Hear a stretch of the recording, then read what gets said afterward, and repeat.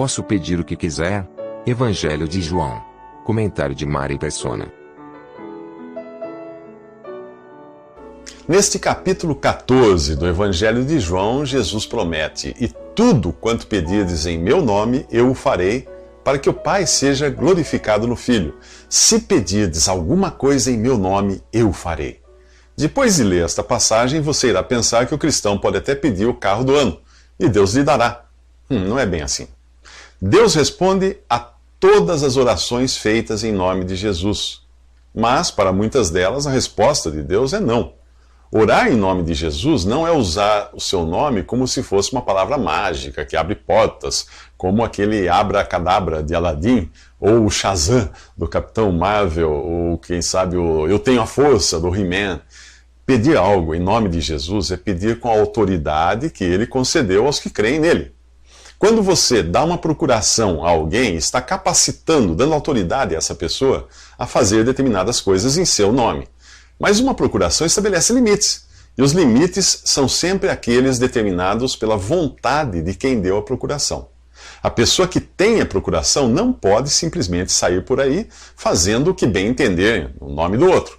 Do mesmo modo, o crente em Jesus não deve usar o nome dele, a menos que tenha certeza de estar fazendo aquilo que é da vontade do Senhor.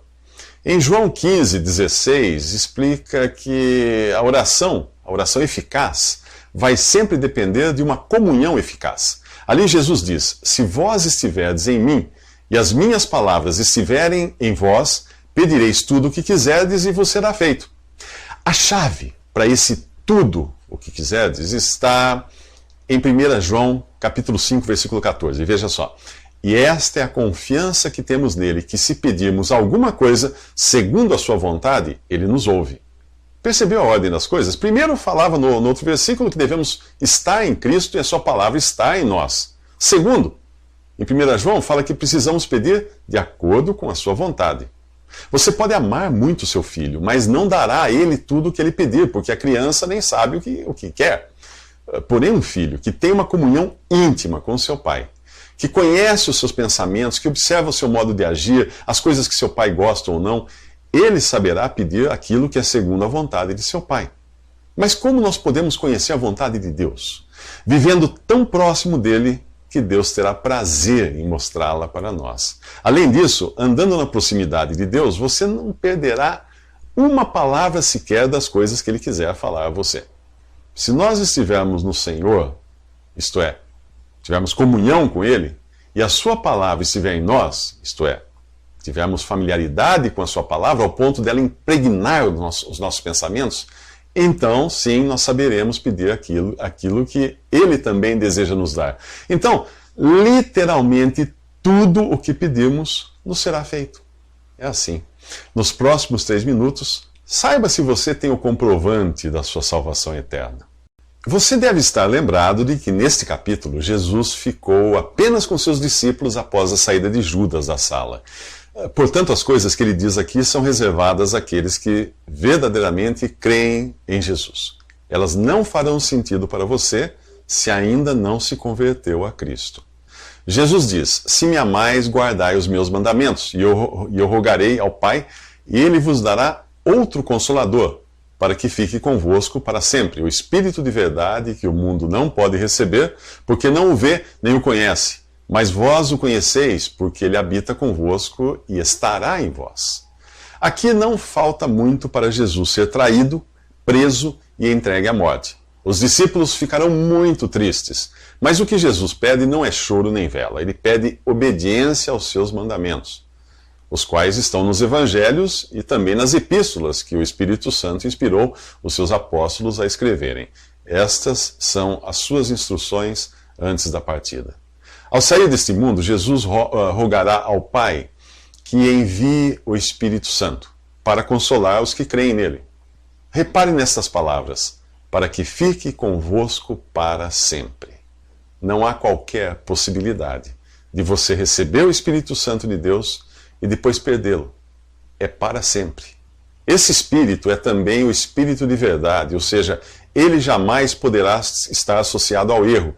Se você aprender coisas que não pode encontrar na palavra de Deus, saiba que elas não vem do Espírito Santo de Deus. O mundo não pode receber esse Espírito, porque é um privilégio apenas dos verdadeiros crentes em Jesus. Assim como acontecia com os discípulos no momento em que Jesus falava essas palavras, e também com os crentes que viveram no período anterior à igreja, o Espírito Santo habitava com eles, mas ainda não estava neles. A vinda do Espírito Santo para habitar nos crentes individualmente e na igreja coletivamente é vista somente no capítulo 2 do livro de Atos, quando foi formada a igreja, que é o corpo de Cristo. Mas quando você recebe o Espírito Santo para habitar em você, e o que é preciso para isso acontecer? O apóstolo Paulo responde em Efésios capítulo 1, versículo 13. Depois que ouvistes a palavra da verdade, o evangelho da vossa salvação, e tendo nele também crido, fostes selados com o Espírito Santo da promessa. A ordem é esta: você ouve o evangelho, crê nele e recebe o Espírito Santo. Não é uma questão de sentir, é uma questão de crer. A passagem continua dizendo que o Espírito Santo é o penhor da nossa herança, para a redenção da possessão adquirida, para louvor da sua glória. Penhor é o mesmo que comprovante ou garantia, e sem esse comprovante você não está salvo. Sem o Espírito Santo você nem mesmo pode afirmar que é de Jesus. Pois em Romanos 8 diz que se alguém não tem o Espírito de Cristo, esse tal não é dele. Nos próximos 3 minutos, Jesus mostra o que o cristão deve esperar. Jesus promete aos discípulos que não os deixará órfãos, mas voltará para eles. Essa promessa se cumpriria com a sua ressurreição e também com a vinda do Espírito Santo para habitar neles. E mais tarde também no arrebatamento, que é a volta de Jesus para buscar a sua igreja. Ele diz: ainda um pouco e o mundo não me verá mais, mas vós me vereis, porque eu vivo e vós vivereis. Em breve, os que o rejeitaram não seriam capazes de enxergá-lo. Nem o incrédulo viu a Jesus depois de sepultado e ressuscitado, e nenhum incrédulo o verá quando os seus forem arrebatados nas nuvens a encontrar o Senhor nos ares. Depois ele vem com as nuvens, e todo o olho o verá, até os mesmos que o traspassaram. Mas aí os que morreram em seus pecados irão preferir não tê-lo visto.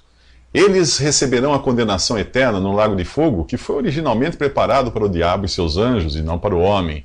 Todo aquele que rejeita o Filho de Deus em vida, para a salvação, dobrará os joelhos diante dele na morte, para a condenação. Para aquele que crê em Jesus, ele assegura: porque eu vivo e vós vivereis. O crente contempla com os olhos da fé um Jesus vivo e glorioso, não um Jesus morto em um crucifixo. A cruz foi o instrumento de condenação do Salvador. Para um cristão, curvar-se diante de uma réplica da cruz é o mesmo que os amigos de Tiradentes venerarem uma forca, ou os súditos de Maria Antonieta uma guilhotina. Jesus não está na cruz. Porque ele vive, você também tem vida eterna ao crer nele. A segurança do crente está no fato de Jesus ter morrido e ressuscitado. Ele morreu para tirar o pecado do mundo e pagar pelos pecados dos que creem nele, e ressuscitou para justificá-los. Se ele permanecesse na morte, não haveria esperança para o homem. A esperança está em sabermos que agora há um homem no céu, de carne e ossos, Jesus glorificado. Jesus promete aos discípulos: naquele dia conhecereis que estou em meu Pai, e vós em mim, e eu em vós. Talvez isto seja uma referência à descida do Espírito Santo no dia de Pentecostes, quando foi formada a igreja e o Espírito veio habitar nela e também em cada crente. A partir de então, todo aquele que crê em Jesus recebe o Espírito Santo e é acrescentado pelo Senhor à igreja, que é o seu corpo. Ninguém se faz membro dela de vontade própria, é o próprio Jesus quem acrescenta os membros ao seu corpo. Ao crer em Jesus, você passa a ser habitado pelo Espírito Santo, que lhe dá a capacidade de conhecer as coisas de Deus. Como membro da igreja, que é o corpo de Cristo, você fica ligado a ele, que é a cabeça do corpo. E como Jesus está no Pai, a conexão que você tem com Deus é direta e garantida pela obra consumada de Jesus e pelo poder que há em seu nome. Jesus certamente ama você. Mas como saber se você realmente ama Jesus? Veja nos próximos 3 minutos. No versículo 21 do capítulo 14 de João, Jesus diz: aquele que tem os meus mandamentos e os guarda, esse é o que me ama, e aquele que me ama será amado de meu Pai, e eu o amarei e me manifestarei a ele. Ora, se Jesus nos amou tanto, ao ponto de dar a sua vida por nós, de que amor ele está falando agora? Só pode ser algum tipo especial de amor. Ao nascer de novo, você passa a fazer parte da família de Deus e ganha o privilégio de chamar a Deus de Pai. Numa grande família, um pai ama a todos os seus filhos de igual modo, porém tem maior prazer no filho obediente. Um genuíno filho de Deus expressa o seu amor pelo Pai, guardando os mandamentos de Jesus, e desfruta assim desse tipo especial de amor que é mencionado aqui. Mas quais seriam os mandamentos de Jesus? Não creio que sejam especificamente os 10 mandamentos ou a lei que você encontra no Antigo Testamento. O apóstolo Paulo, antes de se converter, tinha muito zelo pela lei, mas não nutria qualquer amor por Jesus ou seus discípulos. Ele até mandava matá-los. Portanto, guardar a lei não é exatamente a mesma coisa que guardar os mandamentos de Jesus. Nos 4 evangelhos, há vários mandamentos de Jesus. Um exemplo? Em Mateus diz, resplandeça a vossa luz diante dos homens. Não resistais ao mal, dá a quem te pedir. Amai a vossos inimigos, sede vós perfeitos, como é perfeito o vosso Pai que está nos céus.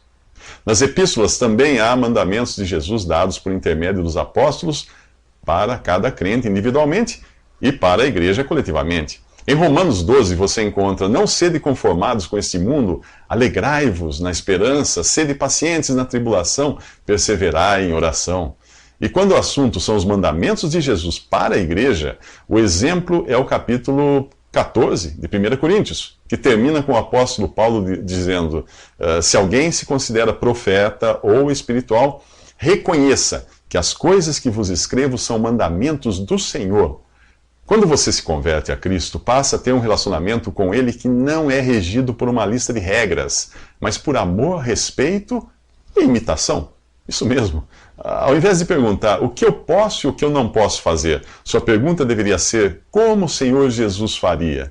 Quanto mais você conhecê-lo, quanto mais ler a sua palavra e ter comunhão com Ele, melhor você entenderá o que lhe agrada.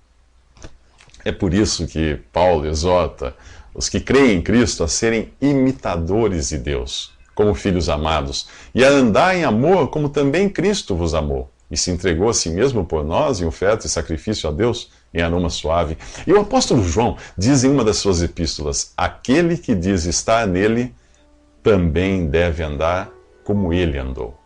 Nos próximos 3 minutos, o que acontece quando Deus vem morar em você?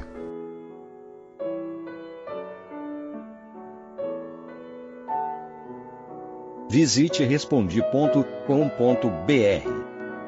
Visite também 3minutos.net.